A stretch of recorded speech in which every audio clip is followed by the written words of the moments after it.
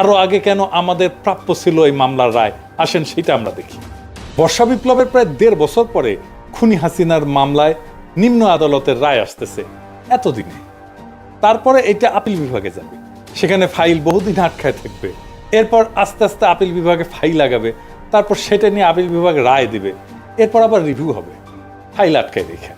এরপর রাষ্ট্রপতির কাছে ফাইল যাবে ডেথ রেফারেন্স নিয়ে, রাষ্ট্রপতি সেই ফাইল আবার বহুদিন আটকায় রাখবে।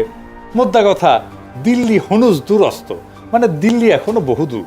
এই নিম্ন আদালতের রায়ে আপনি সন্তুষ্ট হইতে পারেন, কিন্তু হাসিনার শাস্তি দেখতে হইলে আরো অনেক দিন অপেক্ষা করতে হবে।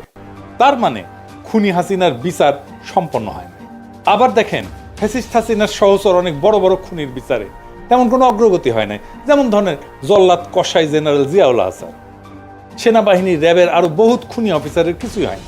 এই কয়েকদিন আগে জনগণের অনেক পাবলিক প্রেশার আর হুইসের পরে যে সেনাবাহিনী 15 জনকে আদালতে হাজির করা হইলো, তাদের চাকরি পর্যন্ত এখন আছে, এগুলো যায় নাই।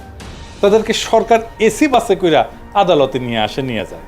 হাসিনার দল আওয়ামী লীগের সাথেই কাজ করলে ওরা রাস্তার মাঝখানে এই বাস থামায়, দাঁড় করায়, গুড়ায় দিত অথবা আগুন লাগায় দিত। জাতির সাথে কত বড় কৌতুক করতেছে এই সরকার। এইসব খুনিরা এখন পর্যন্ত চাকরিতে বহাল থেকে জনগণের করের টাকায় সমস্ত সরকারি সুযোগ সুবিধা, বেতন ভাতা পাইতেছে। কত বড় ফাইজলামি!